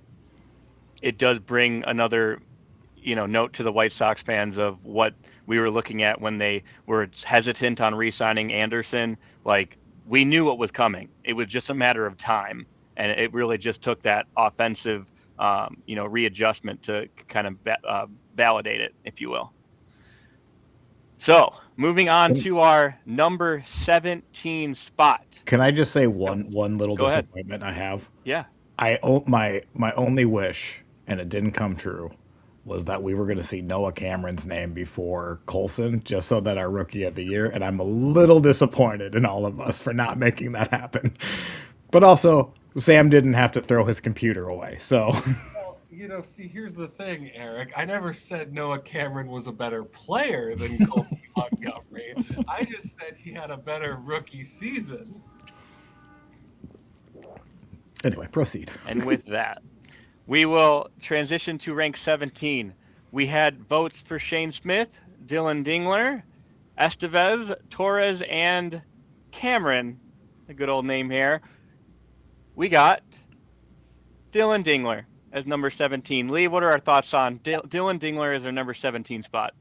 Yeah, I think it might be a touch low, but I mean, honestly, that's fair because he did only have one good season. I had him higher, to be honest, and I was ready to fight for that. No, I mean, he was a Gold Glove catcher, and he like earned that Gold Glove. I know Toronto fans were very angry that Kirk didn't get it, but Dylan Dingler was extremely good at catcher. He caught the most innings in the American League as a catcher in his first year as the starter. And he was good offensively too. He kind of like went up and down and for like slugging a bit. I think he like lulled a bit in like June, if I remember correctly. But I mean, he hit 13 home runs. He had a 278 average. I mean, this is the guy that Tigers fans were kind of like really hoping would work out, but he like died a little bit in the minors before coming back. I mean, he could be our catcher for the next few years. I mean, if the bat stays, the glove is going to stay. The most important part for a catcher is the glove. If he stays a Gold Glove quality catcher, that's the important part. I think catchers are one of the most important positions on the field to have.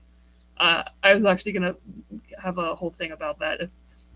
But I mean, I don't think you can have a competitive team without being strong at catcher. I think catching is extremely important just because you're commanding the field and you're calling the pitches and working with the pitchers and everything. But I mean, yeah, I mean, he was one of our best players last year. You know, incredible defensively, good enough, better than good enough offensively. Now we did see Gleyber Torres before him. Do you agree with that?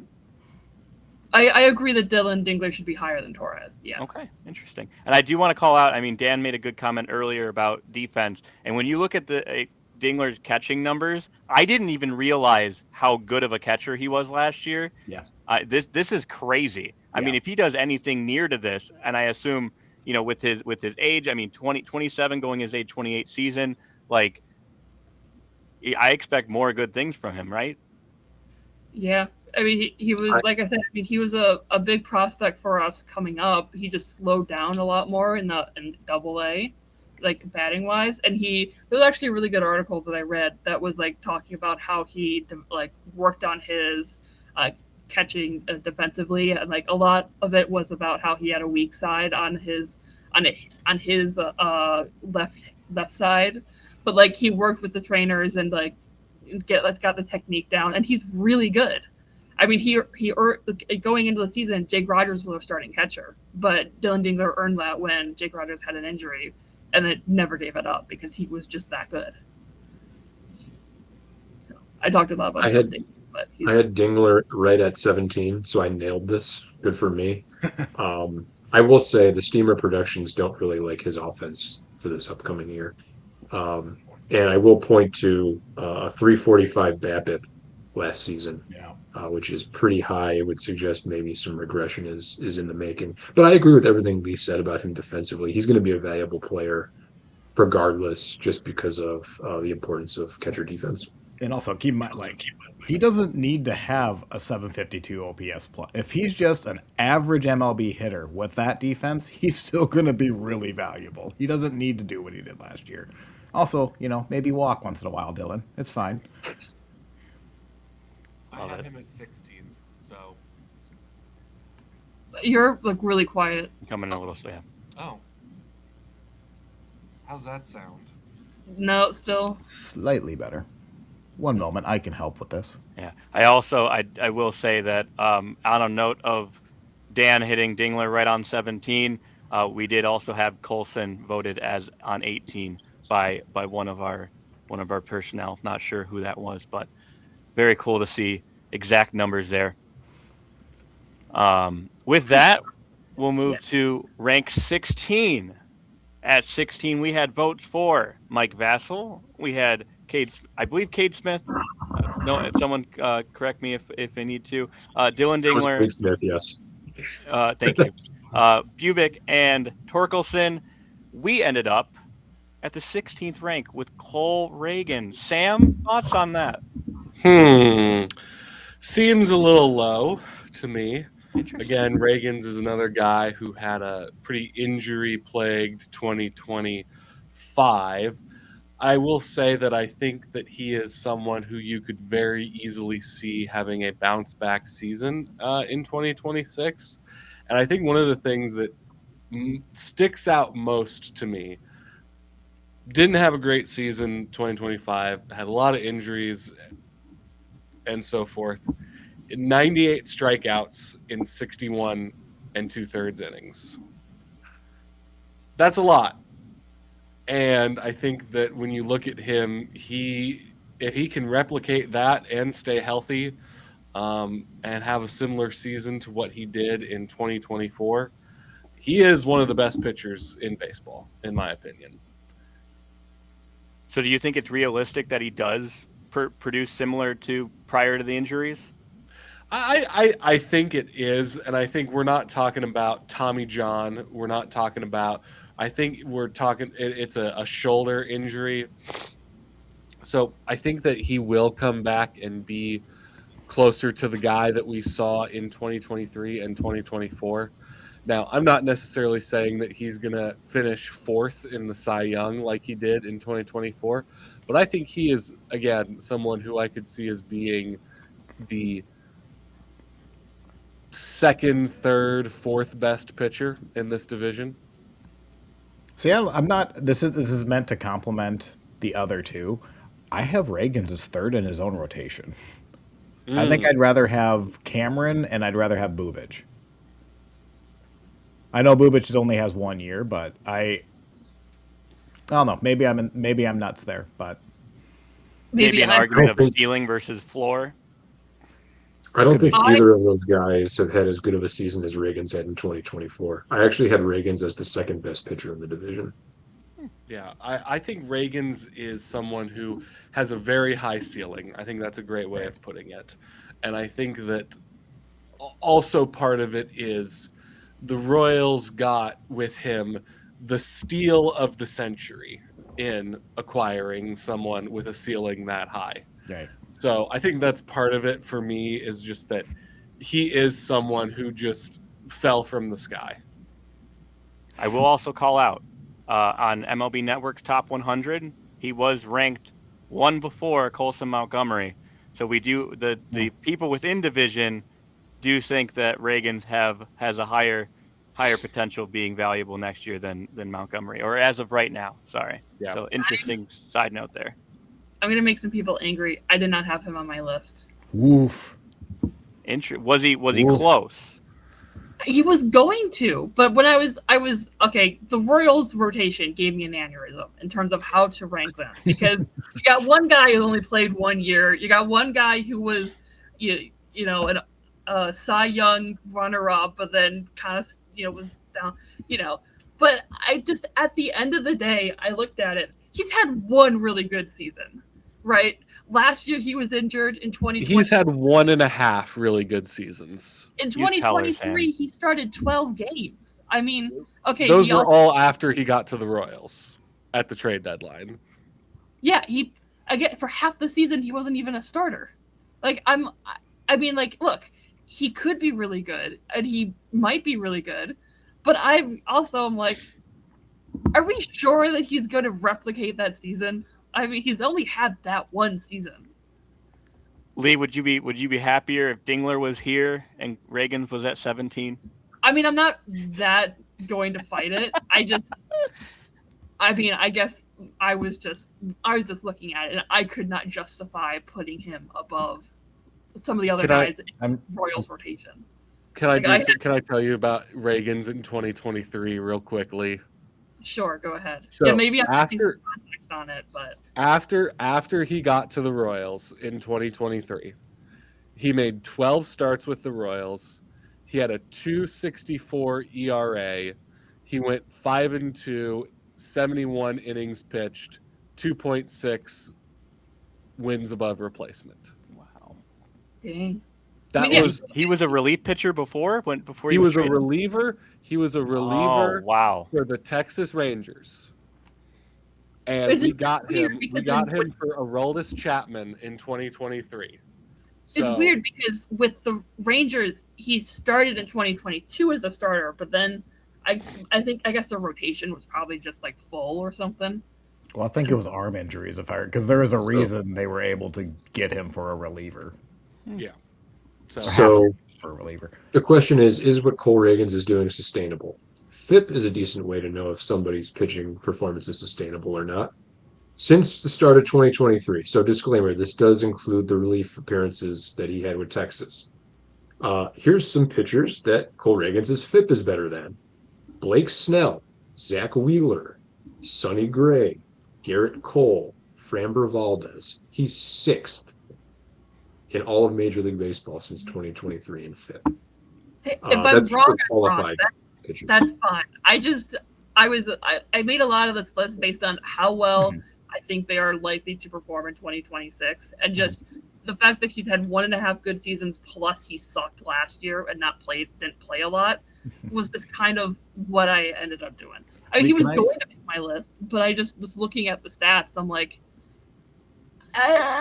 Sure. you know. Lee, can I just ask you what did you have any other Tigers on your list any other Tiger pitchers on your list? I had 2. One of them was number 25 though, so it was like a last minute throw in. It was kind of a.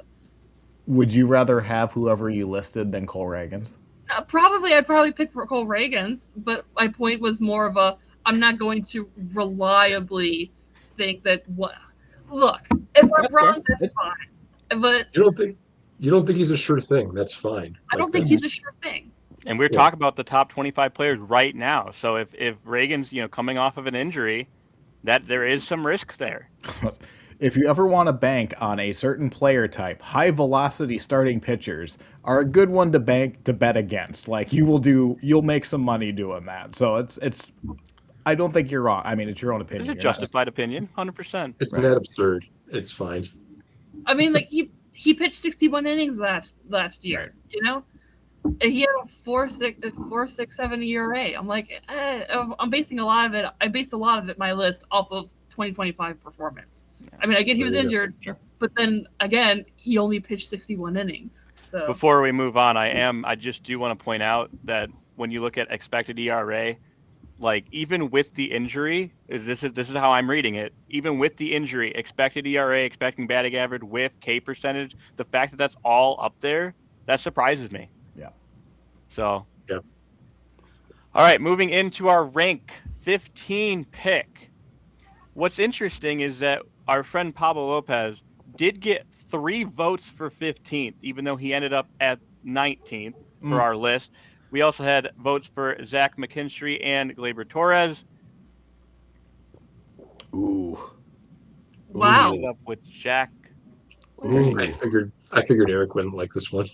Ooh. How we feeling? He didn't make my list, just for the record. I had 3 Tigers pitchers on my list. Jack Flaherty was not one of them. Eric, you seem like you have something to say here. Hard disagree. Like he wasn't that impressive last year.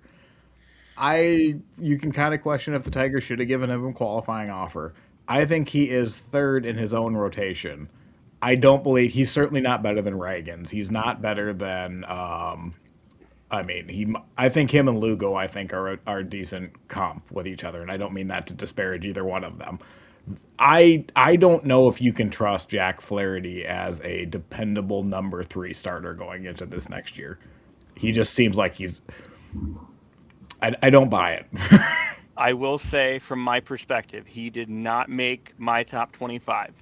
But when I looked at I think I was at like top 30, and the fact that he's given you 3 seasons at 144 plus, he is a reliable starter. So when you talk about Reagans with his not so, his injury last year, I believe it's justified to say right now, Jack is a more realistic pick than Reagans, just for the fact that he's given you consistency the last 3 years. I mean, yes, I'd also, or if you just look purely at his ERA, and ERA is obviously a flawed stat. 2023, 499 in 144 innings. 2024, the reason he got the contract he got, 317, great year, and then he went right back up to 464. I will point out, just look, 2025, I'm not going to sit here and say Jack Flaherty was a good pitcher, because I don't. He had his moment. Okay, I'm trying to figure out how exactly to say this. It's not like all of his starts were mediocre. He had a bunch of really good starts and then a bunch of really shitty starts. It's basically what it was. And he had like a 1.2 ERA against playoff teams and then like a 5 ERA against non-playoff teams. It was really weird and really dumb. And Lee, do you remember how he did in the playoffs? I'm not to put you on the spot, but so he had 3 appearances in the playoffs. First appearance was Game 2 of the wild card round.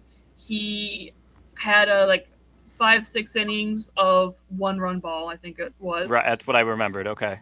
And then he had a second start, Game 3 of the divisional series. It was not a good start, but he's not the reason we lost that game. I think Cleveland was the reason why you lost that game, but yeah. Yeah, it was. That was that Game 3 against Seattle, and then he made a relief appearance for 2 innings of the 15-inning Game 5, and where for innings 13 and 14 he stood on the mound, talked to himself, allowed like 5 base runners, but no runs scored. So. Wow. Okay. Any other thoughts on Jack Flaherty being our number 15? I had him. I'm probably part of why he got this high. I just really like the consistency. I like the fact he eats innings. And I like the fact that his FIP outplays his ERA significantly. So you can look at that 4.64 ERA. His FIP was almost a run lower. So bad luck, part of that. Sorry. And talking about justification, I will say that there were 3 players that were tied for, I believe, 13th.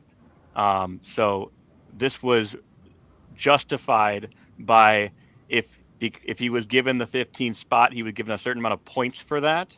So this is one of the tiebreaker ones that I had to figure out. So moving on to sorry, go ahead. Just one more thing about Flaherty's starts.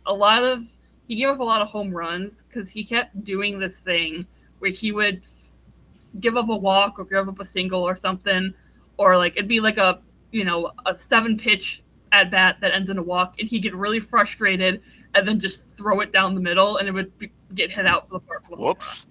Yeah, that was kind of a thing you could do. All right.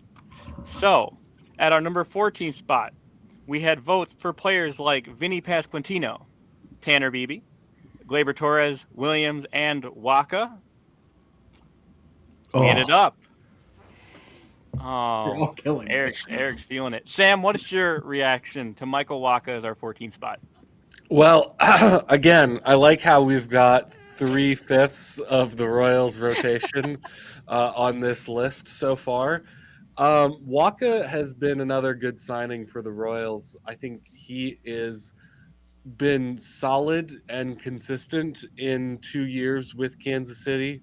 He made 29 starts in 2024, made 31 starts in 2025. For a guy who's getting up there in age, I think we would all understand that, there's a lot of miles on these tires in 13 seasons of being a starting pitcher. But he's been very good for the Royals in 2 seasons. So I'm glad to have him as a guy who you can just pencil in every 5th day. And on the note of your rotation, I mean, I think there's a reason why we've talked multiple times in this offseason that they could trade for, to gain better assets elsewhere. You could trade half of the rotation because they're all decent, right? There's no, I guess from my perspective, there's no real severe lacking point. So I think that just has something to say about Kansas City and how their starter pitching is lined up. Eric, you seem to be visually having a time there. I'm distraught. No, I'm really. It's workhorse, all of that. I just copy and paste a lot of my arguments for Jack Flaherty. Go ahead and put those on Michael Waka. Is he really? Do we really believe he is better than Cole Reagans? Right now, I would say that. Collectively, obviously we do. I just I did not have him anywhere near my top 25. Hey, Eric, I didn't have him in my top 20. Okay. Man, I'm just letting you know. I didn't do this. No, it's. I mean, whatever. It's just. I mean, he's had a mid-3 ERA the entire time he's been in the division. Like, I'm not going to tell you there isn't without. This isn't like the most egregious thing, but like I have zero faith in him continuing being this good. But I've been wrong the last 2 years on him too. Hopefully for in Sam's sake, he continues to do what he's done going into his age 35 season. Now, moving on to our rank 13, we have votes here for Torres, Bubic, Carpenter, Dingler, and Dingler. We ended up with Eric's old friend. Hey, man. Sam, any thoughts on Noah making it to number 13? Well, Noah Cameron, I said recently that he's not a better player than Colson Montgomery. Seems like you guys might disagree with me on that point. So I'm happy to see him up here this high on the ranking.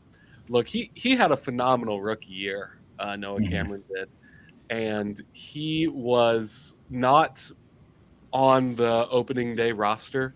He came up in sort of the end of April was when he made his first start and pitched a really good game against the Tampa Bay Rays, went back down for a little while. Royals had some more injuries, came back up again, and basically pitched very well the entire season. So he is, again, someone who is another local player on this Kansas City Royals team from St. Joe, Missouri, and he is, he's a really nice story for this Royals team. He had some injuries that he dealt with when he was in college. The Royals took a flyer on him in the 7th round, and he really became a good pitcher. Now, of course, we're talking about one season. And we're talking about a guy who's going into his age 26 season this next year. So not a super young guy, but someone who I think has really showed some great stuff in 2025. And do you agree with Waka coming right before him? I do. I think that the only thing that I have a problem with is Reagan's being ranked lower than Cameron and Waka. I think Reagan's is the clear number one of the Royals staff. Very interesting. Very interesting. And I will say what was interesting for me, I think they took longevity into their MLB Network's evaluation, if you will.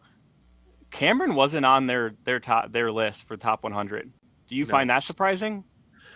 No, because most people who voted on that have probably never heard of him. Okay. That's because most people who vote on that just watch highlights of the Dodgers and the Mets and the Yankees, and they've probably never heard of Noah Cameron before. So I don't put too much stock in his not being in that top 20 or that top 100 that MLB Network put out. Mm-hmm. If he has another season like he did last year, he'll definitely be on it in 2027. 100%. Any other thoughts on Noah Cameron at 13th before we move to number 12? Not necessarily on Cameron himself, but so like the entire Kansas City rotation is going to be on this list. Like this basically confirmed it, didn't it? Mm-hmm. Pretty much. It is what it is. I will say I had Colson Montgomery at 18th and then Noah Cameron at 17th. I think there's a lot of guys in this anywhere between 12 and 18 that could all be switched. Like I said, given that one game, given anything that goes differently. So I don't hate it. I think he if he does anything near to what he did last year, I think he's got a good rest of his career coming up. Yeah, so moving on. Sorry, go ahead. Go ahead, Lee. No, just the tiebreaker of putting Cameron over Montgomery was just Cameron was in the league longer. Montgomery could be a hot streak. We don't know. Good point. Moving on to our rank 12. This is going to be our last one of today, I believe. Or do we go into 11 as well? Two more. All right, cool. 12 and 11, yeah. All right, so our second to last, we have our rank 12 personnel. We've got votes for Dingler, Flaherty, interesting, Beebe, Pasquantino, and Garcia. Our rank 12 for the AL Central rundown was also the 93rd best for the MLB network right now in Vinny Pasquantino. Sam, any thoughts on Vinny at number 12? I think this is a good spot for him. I think he is someone who has been a real bright spot for the Royals over the last few years, both with his play on the field and his sort of the way he conducts himself on the off the field. Really is a fan's ball player, I would say, and I think he's done a really good job. Sort of being a face of the team in the national media. And I think that he's someone who adds a lot of value to the team because of that. And that's not to discount his play on the field. He finally was able to play a full, healthy season in 2025, something that he hadn't been able to do previous to this season. So I'm glad to see that he has been really getting his flowers for his season last year. What I will say about Vinny is that I did have him ranked a little lower, but I think the value is really hard to question here. And then when you look at like you said, Sam, to look at the last 3 years, all he's doing is doing better. I mean, OPS stays the same between 23 and 24, but he gets more plate appearances in, and then 25 taking another step forward. I mean, it's hard to believe being 28 that he's going to do any worse last season, given how much of a milestone or as a cornerstone, if you will, that he's shown you. So, yeah. Any other thoughts on Vinny at 12? The biggest thing that we can look at down here are these fielding numbers. Let's work on that a little bit, Vinny. Let's get that up there a little bit, shall we? I know we don't have the actual animation, but do you know if that's similar to the past 2 years? Like, was there more of a focus on offense, or is it just? I don't think he's never really been known as a glove type of player. Okay. So, yeah. Interesting. Any other thoughts? I put him higher on my list just because it really looks like over the past couple of years he's been building towards this, and I think he's a guy who can maintain that or even get better next year. Good point. Dan or Eric, anything else? That glove kept him off my list entirely. It is pretty bad. I will say the defense was very hard for me to factor to either appropriately factor or appropriately rank. So that's a good point there. No.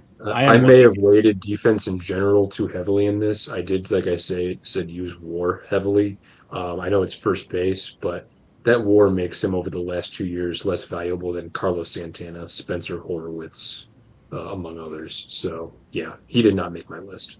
Interesting. Eric? I'm looking at the Savant page. He had 2024. He is actually positive 2 outs above average, but that is an outlier. 2023 was -3, and then 2022 was 1, but he didn't play. Looks like a whole lot, but I think it's fine. He's a good bat.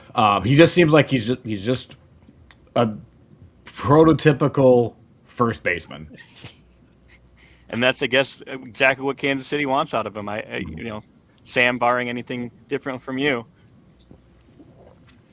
So we'll move into our rank 11. Here we have votes for Montgomery. We have Lopez, Pasquantino, Cameron, and Carpenter. For our final one for today's session, we end up with Chris. Oh, there it is. Bubic.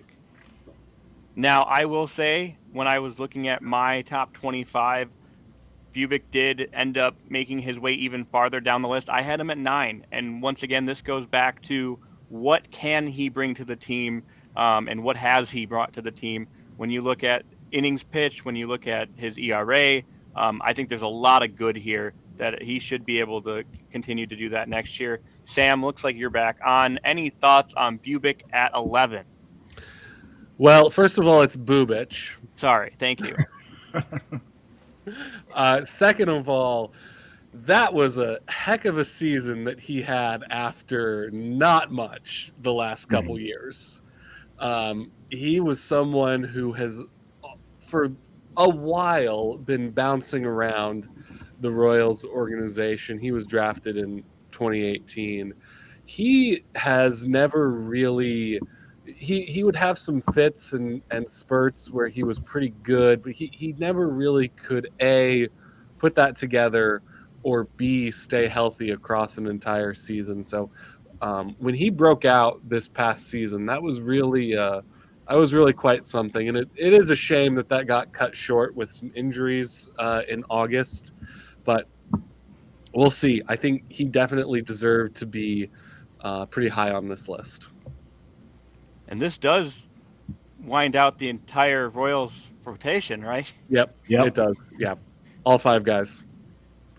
And would you put him in the rank that he is compared to the others, or would you? I would say the fact that he has only done it for I would put him. I think there's a reason why you're hearing trade talks about him, Right. and less so with the other guys, because he's only really done it for about 3/4 of a season, and he's also someone who has not, again, also someone coming off of injury. I'll be surprised.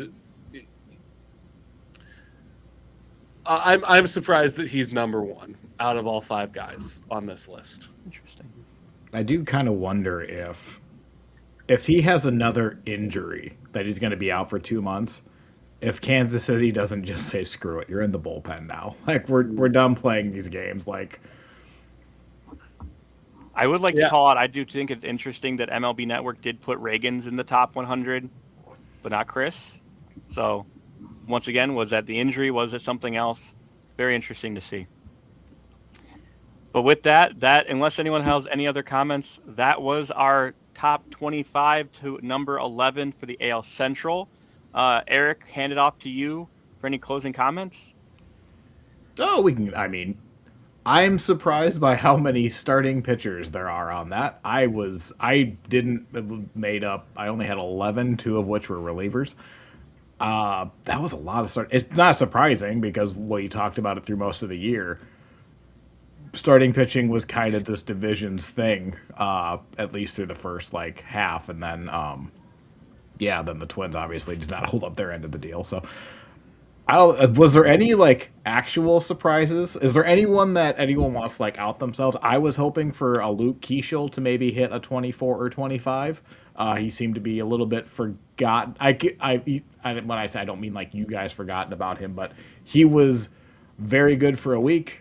Broke his forearm, came back, was really good for 2 months when the Twins were just dog crap. So I feel like he kind of flew under the radar. But is there anyone that anyone would have liked to have seen? What I will say on Luke is that he was one of the ones that was hurt by the 1 vote for a very low rank was the thing that hurt him. So if he had multiple votes at 25 through 20, then there is a chance that he didn't make it. But I did have him on my top 25. I will call that out. I had him at number 24. Sure. I'll say, Eric, I had Keeschel as my number 27 guy, and Jeffers is 26. Just for the record, I was maybe I'm just biased, but I feel like I did a very good job of keeping bias out of mine. I thought Reed Solson was going to make an appearance. I thought he would end up somewhere in the 20 to 25. He also got several votes that it was just nudged out by someone putting someone else higher. We haven't seen him yet, but I think we're at territory where I think Casey Mize is either not on the list or way too high. I'm surprised we didn't see Cade Smith. Thank you, Sam. We have one reliever on this list, and it's Mike Vassell. Oh, by the way, I said it. 101 innings out of the bullpen. Fantastic. But Cade Smith isn't on this list? Cade Smith was on my list, just for the record. He made my list. I only He was had on one. mine at 16. I had Estevez. My 2 relievers were Estevez, and if he makes an appearance in the top 10, I will end the show. We're done. But I had Estevez, and it was either Cade Smith. I don't think I had Vassell. I can't remember though. Yeah, I had Olsen as 20. So I did I not also put Jack explained Flaherty to- on my list. Just so you know, I'm not responsible for that. You know, the I two think things that is a very good- I will say is that I think for 11 through 25, it's interesting how division rivals. I think we were all pretty much like, okay, there's one or two guys that might be out of place, but I don't think anyone was really arguing. Like it was like, okay, I could see how he fits in this spot. I'm gonna be very interested to see how the top 10 goes. But the other thing is that when you look at across our division, when you look at this year versus next year, I'd be very surprised to see how many guys end up back on this top 25. I mean, you think that there are a few that really should, but it should be interesting. There's one player whose name hasn't been mentioned that I kept off my list that I'm wondering if I'm going to really have to defend or keeping off my list, or if they're just not on the list. Yeah, I kind of wonder. So do we just collectively? So we think Kansas City is going to have a good year, their entire rotation and their first baseman, and we know I'm expecting two more to at least be on that list. Well, just because there's good players doesn't mean they're going to win. Let's keep that in mind. Sure, injuries do. How many happen. of these players are on Cleveland? And They won the division, so Right. Hey, that just means it's a good club. Yeah, like, I I don't I'm not want actually. to be mean, but when I was looking at players in terms of like finding the good players to pick out and then start ranking them, I looked at the Guardians like baseball reference page and I'm like, how the fuck did this team win the division? I can't believe it. Because I just see -1 WAR, -0.7 WAR, negative net 0.2, and I'm like, how did they do this? I'm so mad still. I mean, not to open up an old wound, but like the Tigers did all they could to keep that door open for the Guardians. Yeah. The Guardians took advantage, but if the Tigers would have just played 500 in September, they would have won the division by 5 games. Yep. Well, and that's If the they other don't- thing. I mean, when you look at WAR as a stat and being able to assign value to players, like just because you have higher WAR players doesn't technically mean you win more. Right. I mean it's very interesting to think at when you look at roster construction and how this all works. Like once again, Cleveland just makes it work somehow, and that's I don't know. It's very interesting. If the Guardians can have a league average offense, they're a very, very difficult team to Yes. compete with. And you don't need to have guys accumulating a bunch of WAR in order to have a league average offense. I think with that, we'll leave everyone on a cliffhanger. Next week, we will do 10 through 1. Certainly, there will be no arguments there. We'll see what happens. I can see Dan already thinking where Jose Ramirez has to be number 1 or bust. But we'll talk about that next week. So with that, thank you all for listening. Look out for our prospect episode that's going to drop on Wednesday. Little bonus thing for anyone who likes to talk prospects. So with that, we'll see you guys next time.